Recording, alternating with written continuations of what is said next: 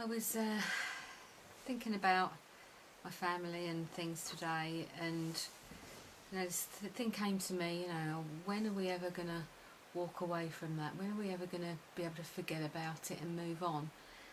And I was reading some things, and it came back to me. And I thought, we don't, the things that we go through, when we go through them, as some things are really hard, we get some really difficult situations that we go through.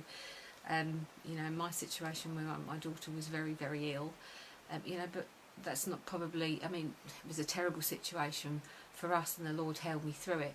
And there are other people out there, and probably many of you who are going through very difficult, heartbreaking circumstances.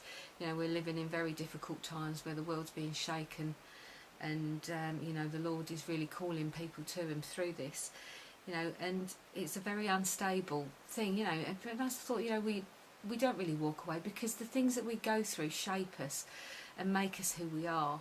And I was reading the scripture in 3 Corinthians 3, which says that you show that you're a letter from Christ, the result of our ministry, written not with ink but with the Spirit of the living God, not on tablets of stone but on tablets of human hearts.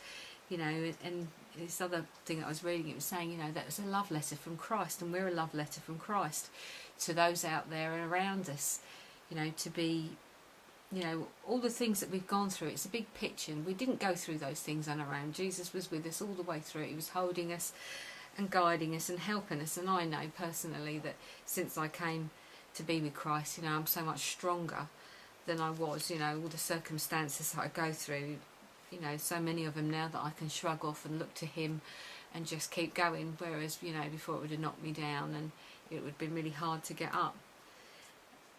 So those things that we go through for a purpose. And I know in Jeremiah 30:17, the scripture in here is saying, He's saying that I will heal your wounds. And I also want to speak to you about young people and your risky behaviour and the things that you do. When young people are going through these things with their risky behaviour, I know myself that I did a lot of things that, and again, it's the things that shape us, and the things that you go through.